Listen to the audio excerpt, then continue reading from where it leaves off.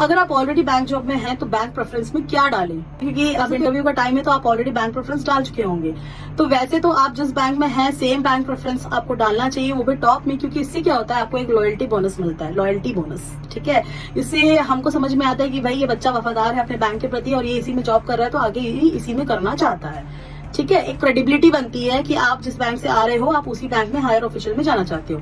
Let suppose मेरी एक student है जो यूको बैंक की में एज अ क्लरिकल पोजीशन में है, लेकिन अब उसने 9 प्रेफरेंस में यूको बैंक डाला है। तो अब इस क्वेश्चन का रिप्लाई हम कैसे करें? तो आप इस क्वेश्चन का रिप्लाई इस तरीके से कर सकते हैं कि मैं यूको बैंक से आ रही हूँ और मुझे नए नए जगह को एक्सप्लोर करने का इच्छा था, मैं नए कल्चर सीखना चाहती थी, बैंक कल्चर, और नए तौर तरीके से किस तरीके से नए नए जगह को अडेप्ट करना मैं सीखना चाहती थी, ज्यादा से ज्यादा एक्सप्लोर करना चाहती थी, इसलिए मैंने नए बैंक को चुना। तो अगर उसे क्रॉस क्वेश्चनिंग होगा कि अगर आपको अपने प्रेफरेंस का बैंक नहीं मिलेगा तो क्या आप ये बैंक भी छोड़ दोगे?